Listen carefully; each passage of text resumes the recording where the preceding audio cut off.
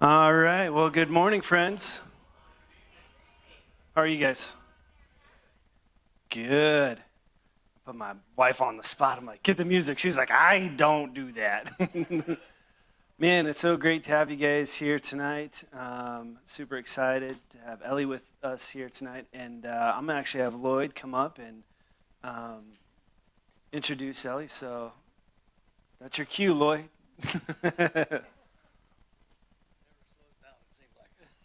Anyway, bless everybody. So thanks for coming, and appreciate Timothy for, in the Bible, Paul wrote letters to Timothy, but here we got Timothy writing letters to Ellie, and that's how we got Ellie. So, but anyway, we had a good time this morning and last night, and I met Ellie about 11 months ago when we were in Israel. It was my first trip, and I was actually waiting for the right time to go, and when we had Timothy come and share something. Anyway, the Lord was working in that. So we had a great time, and that's where I got to know Ellie. Actually, I had a good time. One time, I don't remember when it was, but I think we might have been on the Mount of Olives, I think. But anyway, I remember we were looking at the Eastern Gate, where the Lord's going to come through the Eastern Gate, and so on. And well, years ago, the Muslims, bricked it all up and put 16 feet full of cement through there and everything, and then put a graveyard on the other side. So they figure, that the Messiah won't go through the graveyard or won't be able to go through the bricks. But I got a kick because we were looking at that, and Ellie says to me, "You can't stop the Messiah." I love that. I just can never forget that.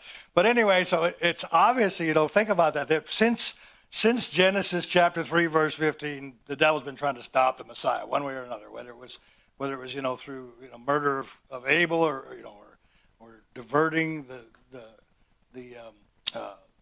the whole race. It had to be baptized in a sense at the time of Noah, right up to trying to take out all the Hebrew boys, in the time of Moses, and then in Jesus' day took out all the boys 2 years and under in that area, in that region, and so on. So he continues to try, but he hasn't been able to stop the Messiah. And he can't stop God's will from happening now, and he can't even stop it from happening in your life or my life.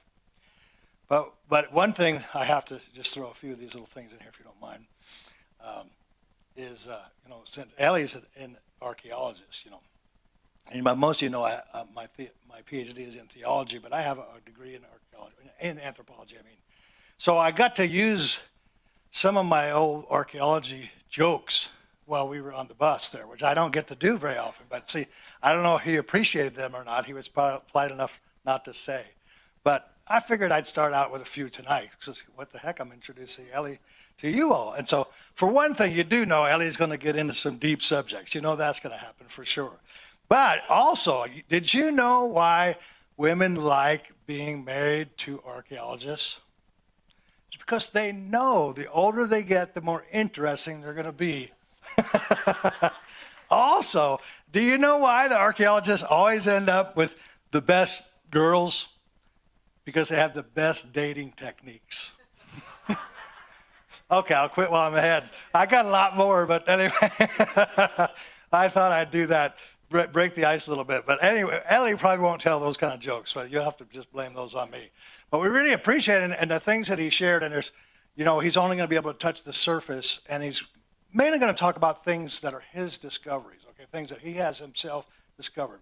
But he didn't mention this, so I'm going to mention it now, because I brought it up after one of his talks. So let me just say this right now, because he may talk about the Pool of Siloam, he may talk about the Pilgrim's Road, which went from the Pool of Siloam to the temple, okay, just to give it a perspective, okay, those steps, the steps that are the Pool of Siloam, the steps that go up from it to the temple, those were actually walked on literally. It's not like the Via Dolorosa where you go to Jerusalem today and they take you on this. And Jesus never was there, because that was built many, many, many years after Jesus walked that area.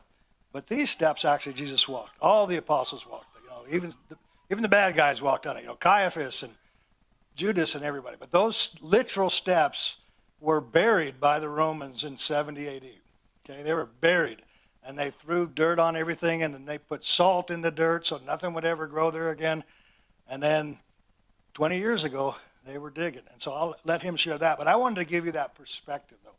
For 1,900 years, it was untouched, waiting to be brought out in our day and time. And there it is now. And there's so much more. But anyway, I just wanted to give that as a little introduction, just to give you a perspective of some of that and what that really means to us in a historical perspective, as far as time. Okay? So, Ellie, come on up. We're blessed to have him here in Missoula, Montana. So, thank you, brother. You're welcome. Okay, hello everyone. My name is Eli. I'm raised in the Galilee. I'm Galilean. You know where's the Galilee? Yeah, you sure that you know where's the Galilee? It's in the Holy Land, the Sea of Galilee. And of course, Jesus was walking on the Sea of Galilee, on the water of the Sea of Galilee. Matthew,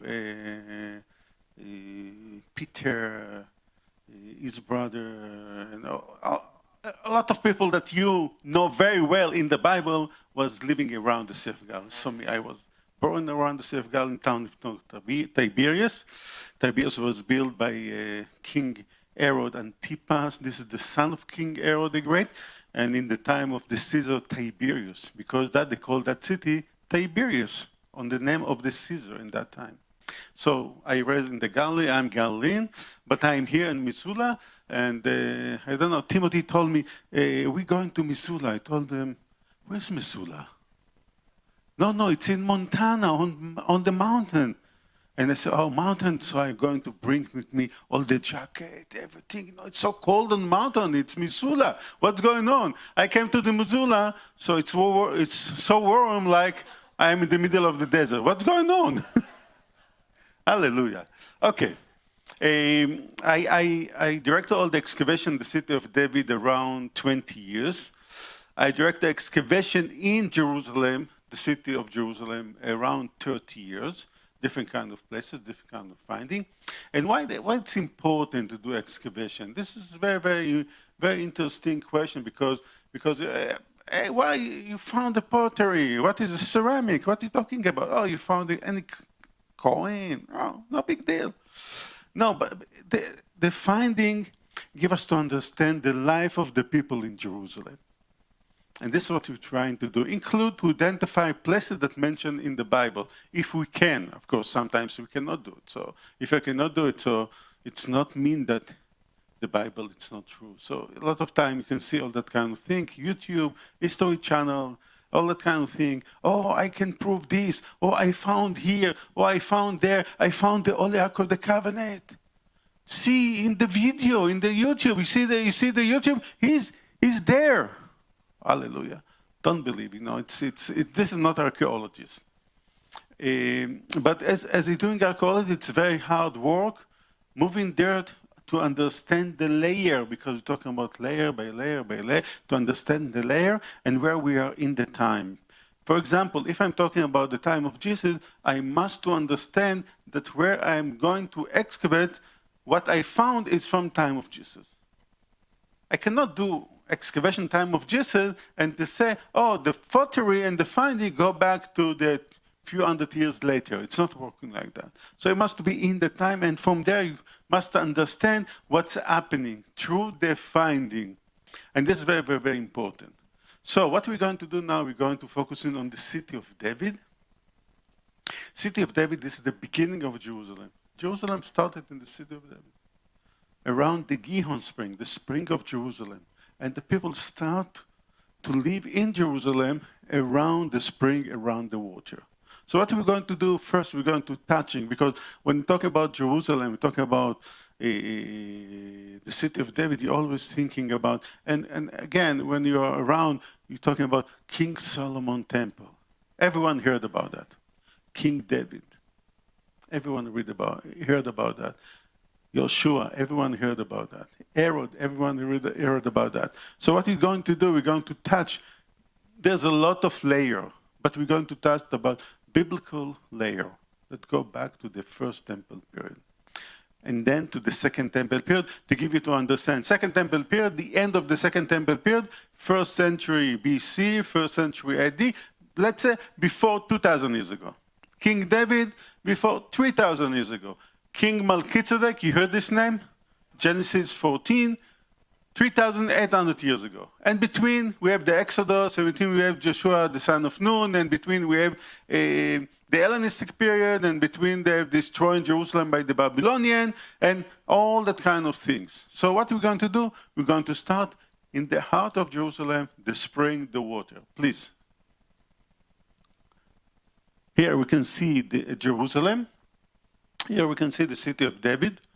And if you're looking, we can see this is the picture. It's a very nice picture, taking from the south to the north. So what we have here, you can see the green point. Okay, you can see this road going that way, the valley. Okay, the valley going that way. This is what we call the Kidron Valley. This is the name. We'll look at the Kidron Valley. So Kidron Valley, one side of the Kidron Valley, this side, this is what we called Mount of Olive. And this is what we call the Temple Mount. This is the city of David. Okay? So we're talking about the Kidron Valley.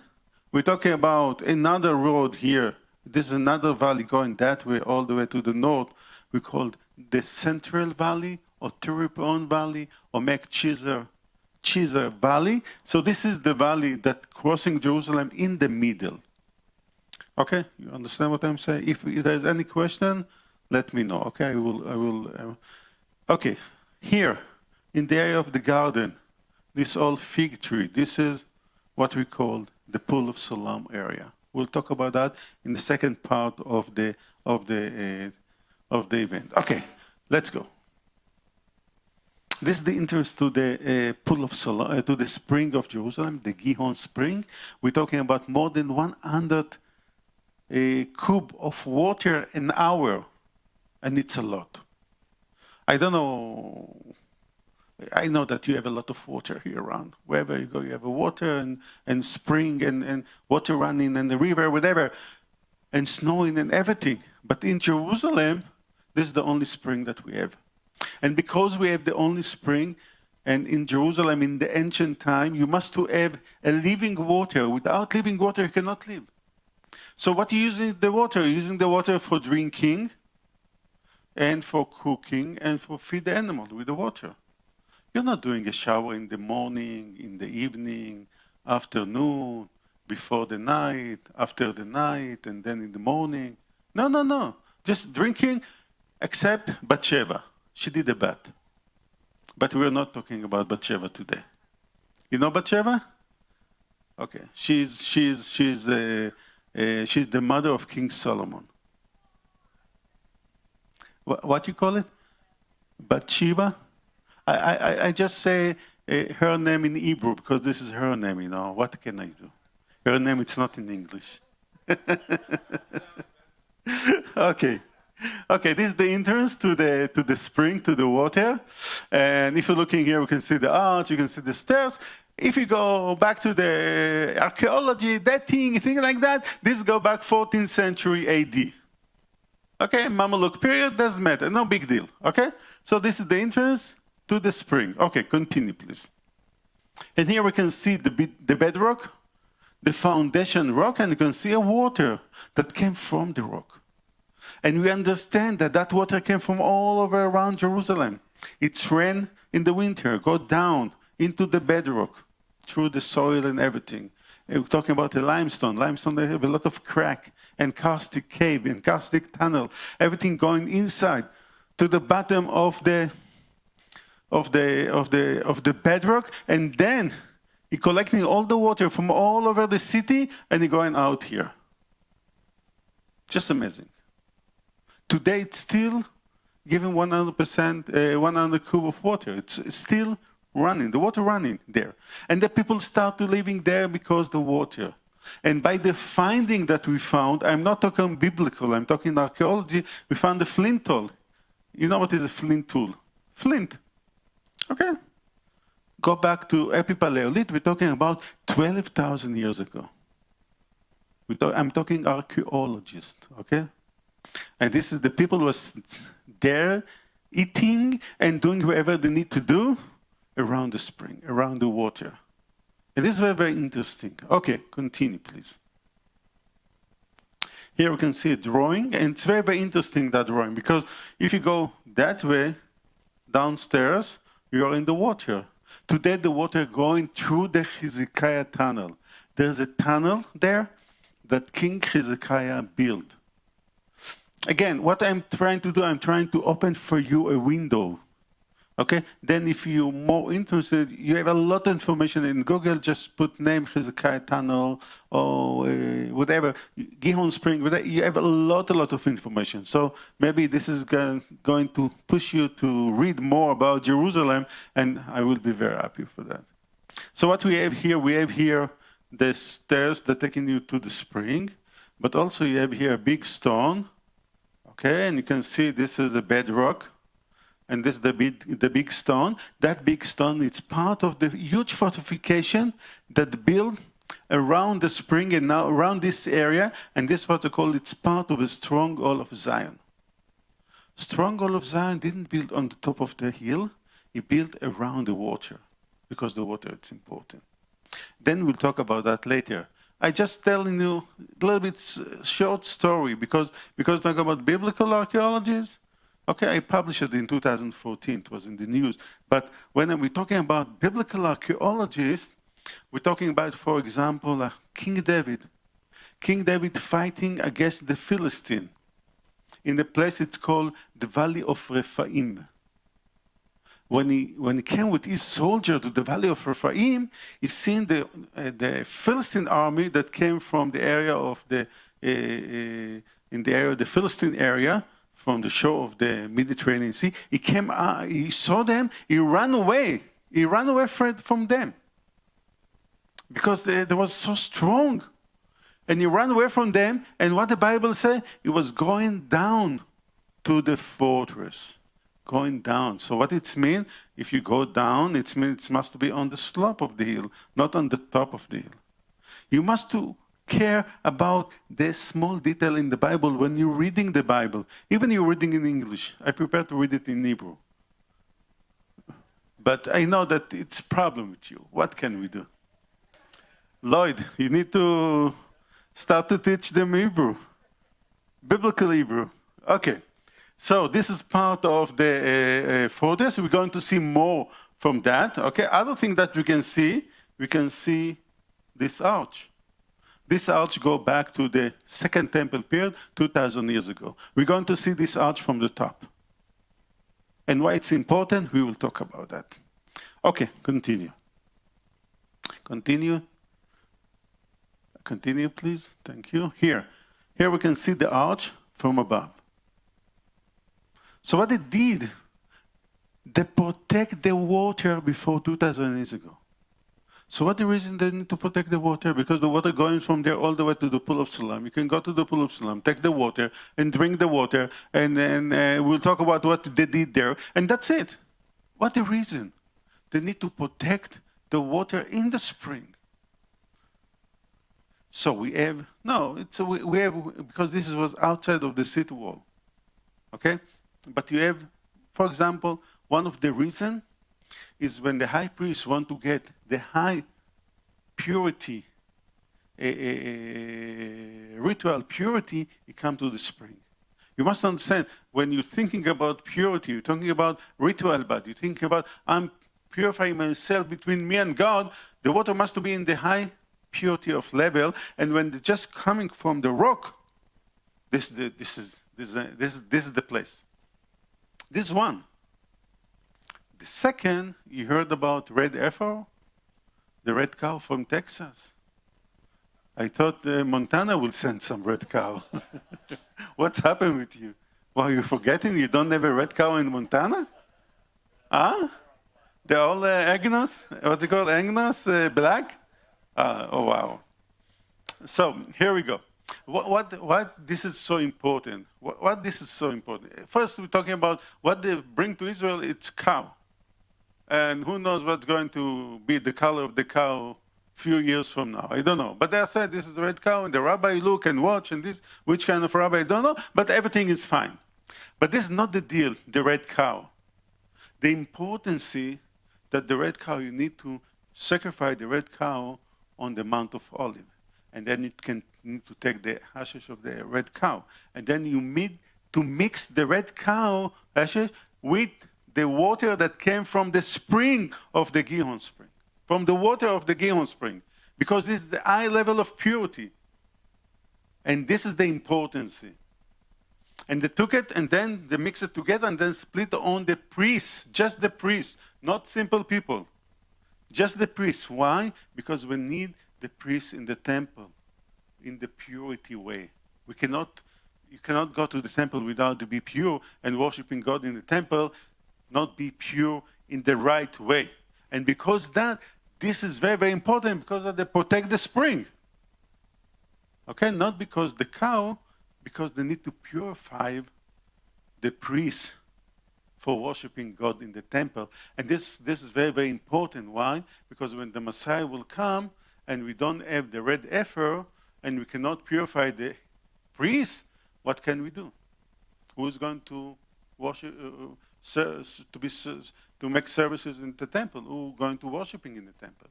They must be pure. And because the red heifer, it's very, very important. Okay, we good? So this is from the first century, 2,000 years old, and this is what it's looked from the top. And what we found the pottery that covering that, and ceramic and coins that go back to the first century. So how are we dating that? By the finding that connected with that. Okay? Please, thank you. Here we can see shaft. This is the ancient well that you can throw the bucket all the way inside to the water, and then you take the water. This go back even to the Middle Bronze period, even earlier than that. Early Bronze period, we're talking 5,000, 6,000 years ago. Because we found finding there that connected to this time. Okay. Please. And here what we're doing the excavation. So we start from the top and we go more than 25 feet, 24 feet of dirt, different kind of layer. And if you're looking here, you can see what's going on. Okay, you can see the layer. Okay, this is the layer of the dirt, and this is the big stone. You remember we saw the big stone there in that picture. Okay, and if you're looking on that dirt and you look at me, Eli, what? It's all dirt. No, that there's a layer there. I will show you what we're doing when we are doing excavation, okay? So we can see here a dirt. You see the dirt here? And then you can see a line of stone. So this is one layer. This is the second layer. This is the third layer. There's another layer, small stone here. And there's another layer here. And there's another layer. Okay, you understand what we're doing? And this is what you're doing when you're doing excavation. You cut it by the layer, and then you have the information. Then you have a number of what you're doing. And what we have here, the big boulders, this is part of the fortification that built around the water, around the spring, the Gihon spring, the spring of Jerusalem. Okay. This is what we did, walking, construction, all that kind of things. I know you're very building steel construction, wooden construction. Okay, and take the bucket from the bottom all the way up, and this is what we have in the bottom. You see the builder, you see the wall. Each stone, it's like 3 tons, 5 tons, 6 tons. And then we're dating that to the time of Melchizedek. We're dating that to the Middle Bronze period, 3,800 years ago. Think about 3,800 years ago. They're moving the boulder, they're moving the stone, and they build the stone to protect the spring and protect the area. Include tunnels and everything. Think about that they are planning that. They say, okay, we're going to do it. It's not just building. No, you need to plan it. Then you need to cut the stone, then you need to move the stone, then you need to build the stone. It's like what you're doing today when you have a project. This is a project. Let's go. Here, one of the corner. This is the south. This is the east-north corner. Look, this is 3 feet. Okay? So you see the size of the stone? This is limestone, hard limestone, very strong limestone. So it's very weight, it's very heavy. And if you're talking about 3 feet on 3 feet on 3 feet, we're talking about 9 feet of wall that stand there. This is how we found it. All built before 3,800 years ago. If you go to Egypt, this is the time that they built the pyramid. The big pyramid that you see all the time, this is from the Middle Bronze period. And the people of Israel never built that pyramid. Even the Bible didn't say that they built the pyramid. They built other things, cities, okay? Pitom and Ramses, there's different kind of cities. Okay. Here we can see the southern wall, and you can see me in the time of the excavation, standing here. So I'm standing here, and you can see one stone and a half. This is, and you can see how huge is it. Okay. This is the other corner, and we're going to see another picture, please. And that picture, this is the corner, southeast corner, and the wall is started from here all the way to there. We're talking about 20 meters, we're talking about 60 feet, 60 feet. This is the size of the tower, one tower that built before 3,800 years ago, and the width of that wall, 21 feet. And they built with stone like that. Think about that. You can do it, even today. By hand, no way. You need a caterpillar with you, and you need here, and you need there. And you need engineering, and you need, and permission from the government. And if the government didn't give you permission, you cannot do because he worry about you. This is what he say. He worry about you, but he worry about himself. Hallelujah. What are we talking about? Yes, ma'am. Yes, because they cut the stone on the hills and then they move it down. Because each stone, there's some stone there like 7-10 tons. You can move it. You cannot lift it from the bottom. Because we're talking about the slope of the city of David. So the quarry was on the top and then they move it down and then they start to build it on the slope. Just amazing. Please, thank you. Again. And here we can see a tunnel. This tunnel, because you know, some of you work in construction and think like that, I'm right? Yeah, some of you, I didn't say everyone, but some of you. But when you're talking about, when you talk about spring and water, and you close the water by tower, you must take the water outside from the tower, because if not, the water will eat the tower, and what you do? So what they did, they built a tunnel, and this is what we call the Canaanite tunnel, or channel number 2. So they're taking the water from the spring to the south. And this is the tunnel that they built there. This tunnel was using as a water channel from the time of Melchizedek all the way to the time of King Hezekiah when they built the Hezekiah tunnel. We're talking about the 8th century BC. So in the time of King David, this was using. And this is very, very interesting because it takes us to the story, another biblical story, because when King David came to Jerusalem, he was standing on the Kidron Valley, and he was watching on the wall of Jerusalem, and the king of Jerusalem is named Aravna, and he watching King David down below, and told him, "Oh, David, you cannot come inside to my city. We're talking about the Jebusite city. You cannot come to my city. I will put the blind man and the lame man on my city wall, and you cannot do it because he trusts the stone." You know David, when he fight against Goliath, what he came? When he fight against Goliath, he came with the name of God. So God in his back. He don't understand the king of the Jebusite that God is in the back of God in the back of David. So he started talking. So David knew the solution because he was a shepherd, and Jerusalem and Bethlehem. What is the distance? 5 miles. So close. No big deal. What is 5 miles? I'm going with my goats and the sheep around. I need to give him water. So he knew exactly the system, how to find the water.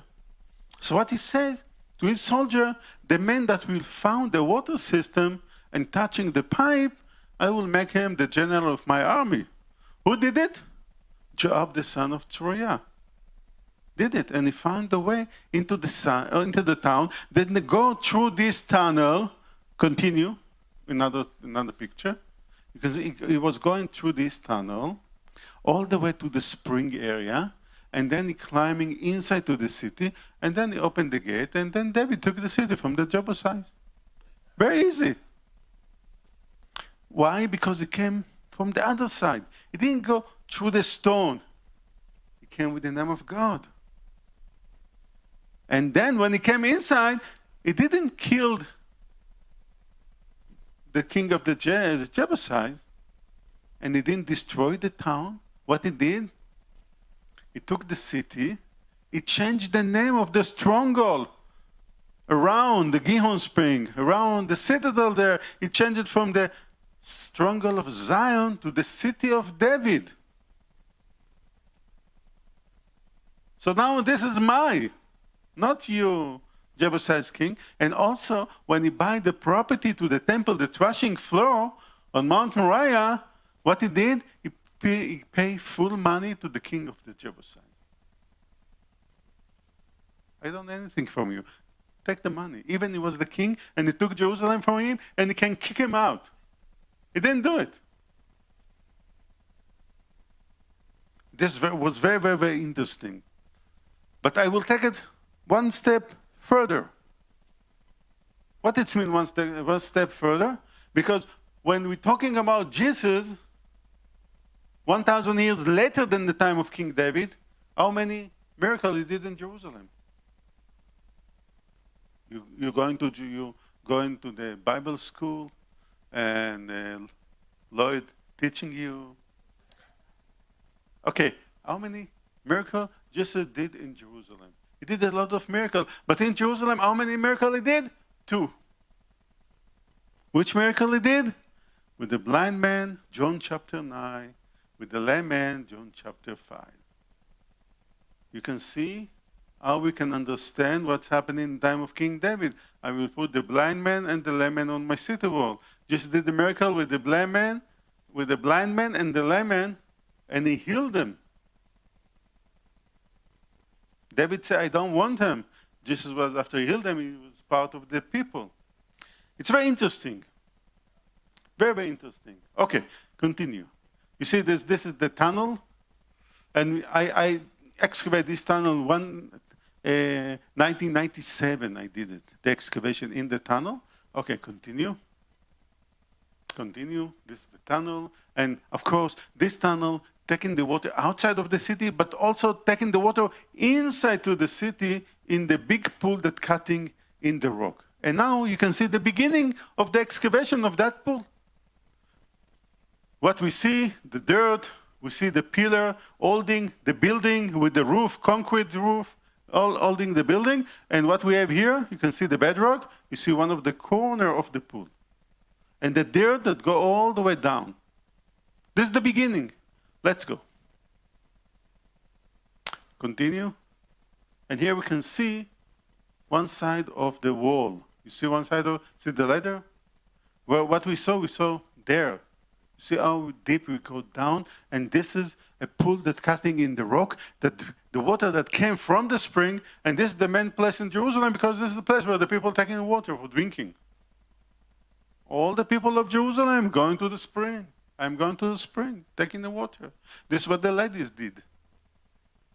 Waking up in the morning, going to the spring, talking with a friend, of course, ladies. And then back home, cooking, doing all what they need to do. Okay, continue. Look what it's look like. And see all the pillar here. Above, there's a roof. On that roof, there's 11,000 tons of dirt, and we're walking below it. Just amazing. Okay, let's go. Here, the stairs that taking the people to the pool. This built before 3,800 years ago. It's look like today. They make it today. With time of Melchizedek in Jerusalem. Okay. So what we did after when we take the dirt there, because in the dirt we have a treasure. I know. I learned that from my friend in America. You know, when you go into the people was going to found the gold. They're taking the dirt and then with the water starting to play with the dirt, and then we have gold. Let's take the gold. Then let's do the casino. No, sorry, no. No, but my goal is the finding that we have there. And the finding that we have there, this is giving me to understand more, because how much your eyes can see if it's covered with dirt. Not a lot. So what we found, please. A seal made by bones. And here, if you're looking here, we can see the orange. You see the orange? This is the orange, this is the body, this is the leg, this is the face. This is what we call ibex. You heard about this animal? You have ibex in Montana? So ibex we have in the desert, in the Judean desert. We have ibex in the Judean desert.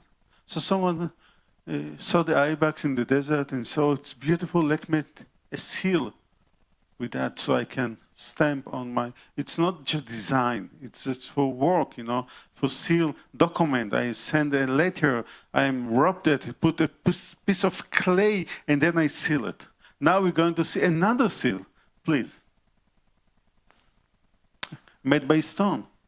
You see the animal here with the orange, and man with the knife. What, this is Abraham with the what we call it? Ram? Yeah, the ram. No, it's just designed to show you, okay? It's very, very interesting, okay? Another one. Here we can see the clay with the print of the stamp. So what we have here, okay? Now you are an archaeologist. Think about it, you are an archaeologist. What do you think? What we have here? Okay? What do you think? It's out for you to think, I know.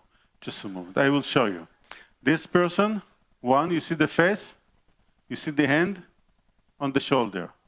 Another one, the end of the shoulder. The end on the shoulder. So there's a people that putting the end of the shoulder of the other. What they are doing? They're dancing. Okay? Group of people dancing. Hello, beautiful, no? Okay, another one. What do you think this one?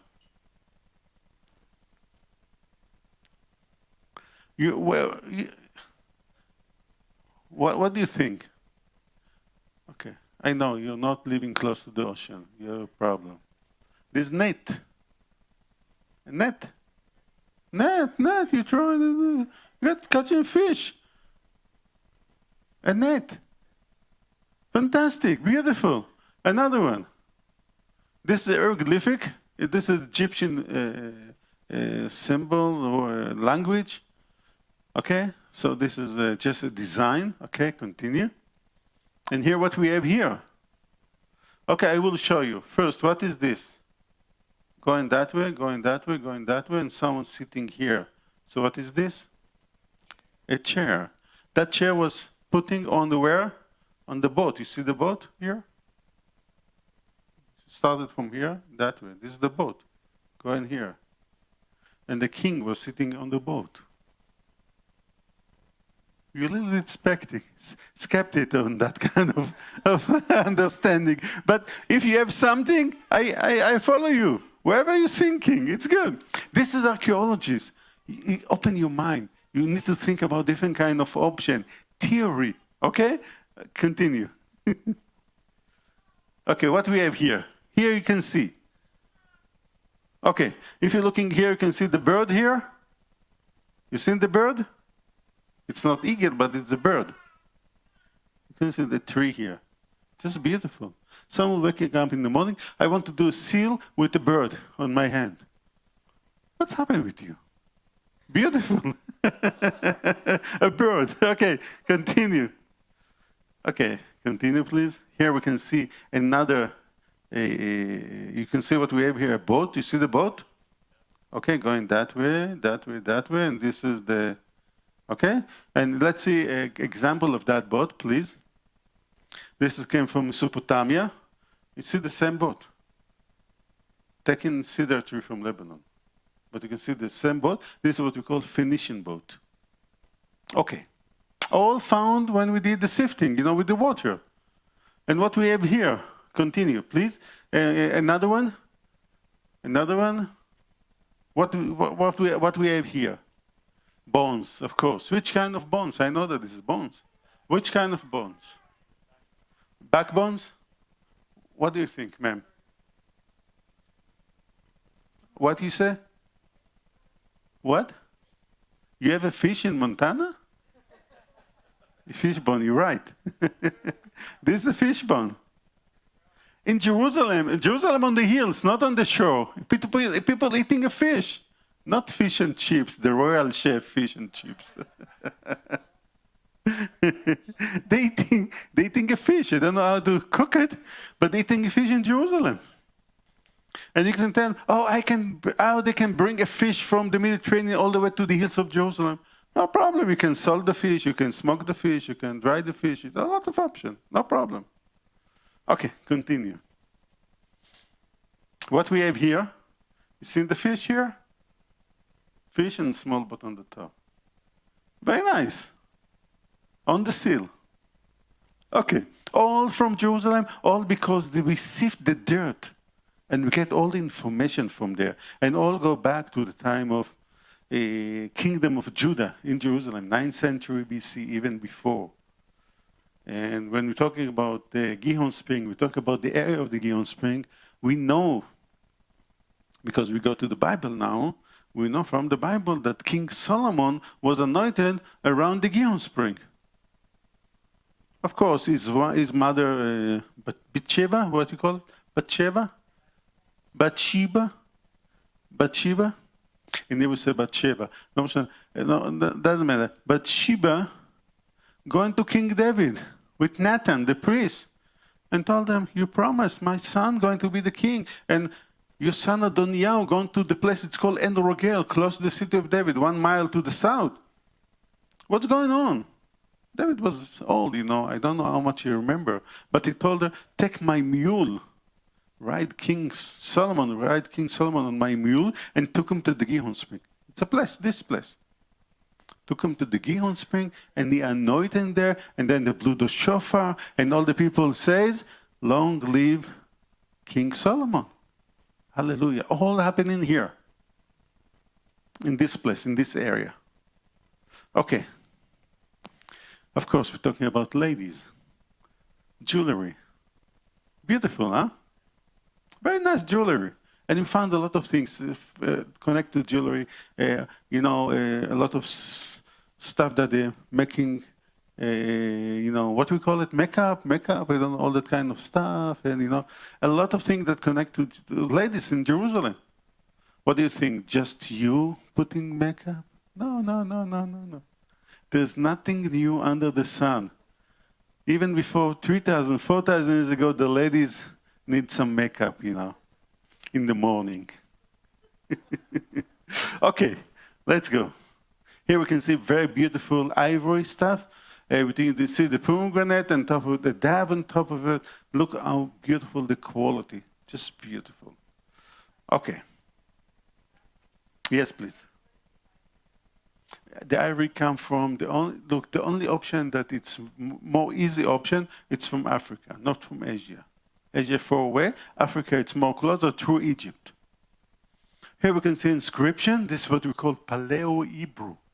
Paleo-Hebrew, you can see the word, this is Hebrew, you can read it if you want, but if you can see, this is Kuf, Yud, Hey, and this is the name of Hezekiah, maybe King of Hezekiah. This bed, this is hay. This is something that connects to the water because we found it around the spring area. Just beautiful. Okay, continue. A seal that we see in here with the name Shaul, Saul, from the 8th century BC. This is his private name, his name. Okay, Egyptian seal. All found there in this place. Just beautiful to see the connection, to see how we can understand all the big picture by the finding. Okay. Continue. Continue. Let's go, please. Here we can see the underground Jerusalem, a lot of tunnel, a lot of caves, a lot of things that we found when we did the excavation. If today you're going to Jerusalem, the city of David, you can walk through all that tunnel. It's beautiful. All made before 3,800 years ago.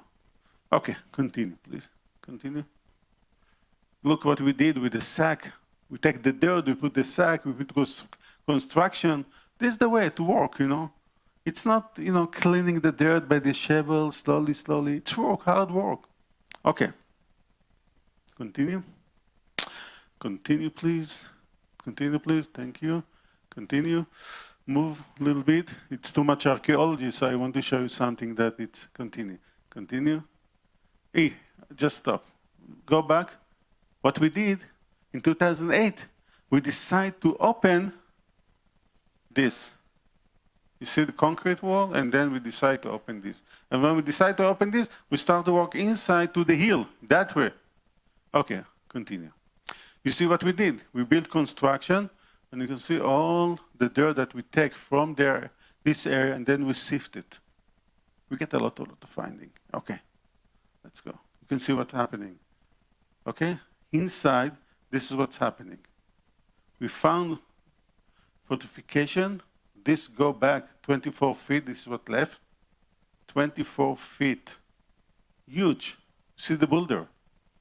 Time of Melchizedek, 3,800 years ago. Okay. Continue. You see the lady drawing, making her job. You see how big is it? 2008. Okay. Continue. This is what we call underground Jerusalem. Underground Jerusalem. This is it. Let's go. Continue, please. Here, we are on the top of the hill a little bit. This is 2009. We're on the hill. Okay, continue, please. And from that, we continue and moving to the other presentation from the first temple period, from the time of King David and Solomon.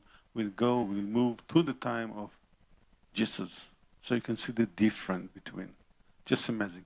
Before we started, any question? Yes, sir. What? This is my decision. I can do whatever I want in the excavation. I am in charge of the excavation. I get the license to do the excavation, and this is my priority to stop wherever I want. So if you found something very, very important and you say, I will stop here, you will stop here. You will not continue going down. But it's up to you, wherever you decide. Yes, sir.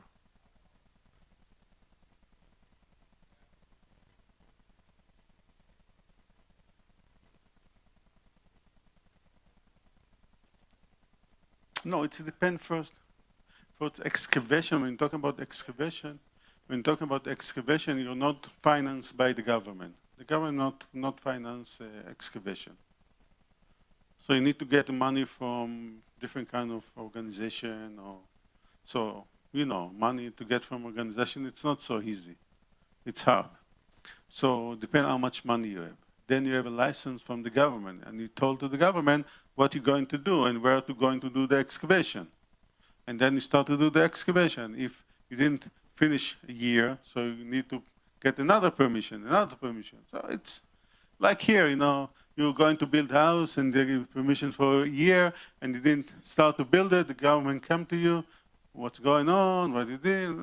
It's the same all over the world. It's the same. Government, it's the same. Also here, you know, in this kind of situation. But what's happened, because my organization was, in the beginning, don't have a lot of money, but later they get more money, so they push the excavation, and this is what's happening, because we open it and the people can come to get that experience. Biblical experience, not just watching TVs or walking on above. we're going inside to the excavation. This is just fantastic. So what we're going to do now, we're going to the Pool of Siloam. And Pool of Siloam, it's very, very interesting because when you're talking about John chapter 9, what he said to the blind man, go wash your face in the Pool of Siloam. He knew where's the Pool of Siloam. He'd been there, and then he sent him there to the Pool of Siloam. And it's very, very interesting because in the 5th century, it was a Caesar, it was a lady in the Byzantine Empire. Byzantine, you must understand, when we talk about the Roman, we talk about the early Roman period, started in 63 BC by the General Pompeius, and then we're talking about the time of the late Roman. This is when the Rome was paganism, and then we talk about the Roman Empire that changed the religious to Christianity. This happening in 4th century AD by Constantinus and his mother Helena. Okay, so this is the Byzantine time. When the Byzantine time started, Helena came to the land of Israel to point the places where Jesus was. And they built churches. Before, we don't have churches. So she built the churches. Sorry.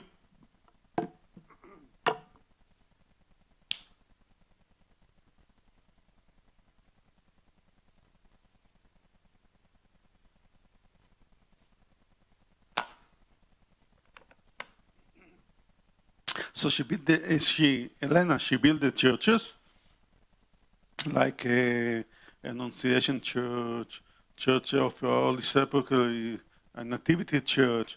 But she came to the land of Israel, she pointed the place, and she said, Jesus was here, Jesus was there, on the story of Jesus, and this is what she did. In the 5th century, there's some lady leaders, she said, the Pool of Siloam is here in this area. When she pointed that, okay, everyone came there. But in 2004, we found a real place. Okay, so we'll talk about that. We'll see what's going on. And we'll talk about that, and we'll give you that kind of understanding. Okay, please. If you're looking here, we can see the Pool of Siloam from the Byzantine time. This is the end of the Hezekiah tunnel, the tunnel that started in the spring. Between them, we're talking about around 1,400 feet between them. Okay, we can see here the water. This is the water, and this is part of the church. Today, what they did, because they did excavation here in the end of the 19th century, what they did, they found the church there, the Muslim built a mosque on top of it. Even it wasn't activity church, it was ancient church, they built a mosque on top of it, but this is it. What can we do? But this is the bottom of Jerusalem. And if you're looking, you can see the wall of Jerusalem. The city wall of Jerusalem, it means that the Temple Mount is here. And this is not the Temple Mount, this is the Pool of Siloam. So when you're looking from the Pool of Siloam, you see the mountain going up. And this is very, very, very interesting because what's happening when you came from all over the world to Jerusalem, you purify yourself, and then you're going to worship and go to the temple, and what you're doing, you're going up to the house of the Lord. I'm going up to worshiping God. I'm purifying myself. I'm ready to worshiping you, God. I'm singing the sing of song, this singing or praying the verse from the book of Psalm, the Psalm of Ascent. I'm going up. I'm going to, and you see the topography. And from here, to go to this area, you must go up. This is the deal. Okay? Please, thank you. Here we can see the pool area. Here we can see the Gihon Spring. And this is the topography of Jerusalem. Okay, you can see the Kidron Valley. You can see the Temple Mount, city wall of Jerusalem around. This is the Ottoman period. We're talking about 400 years ago. And this is very, very interesting because I was in Washington, D.C. in 2016 and some conference there. And after a while, they took me to Mount Vernon because 2 or 3 days in Washington, D.C., that's it, enough. What you have to see there? Nothing. So they took me to Mount Vernon. Mount Vernon in the House of Washington. You heard about that? So they took me, they told me, oh, we're sleeping here. He was eating there. he was doing here, he was doing there. And then they told me, Eli, you know, they're doing here excavation. They found finding 200 years old, 300 years old. You know how many years is it? I told them, you see the wall of Jerusalem? This is 400 years old, and it's very new. What are you talking about? Google, Google. You have a Google to understand what it means.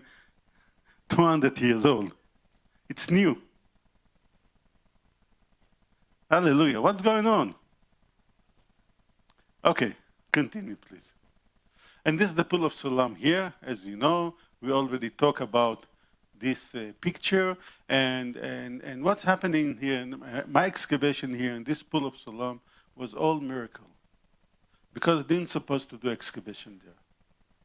And what's happening, and this is what I'm saying, when God wants us to found something, when God wants us to, something will happen, it will happen.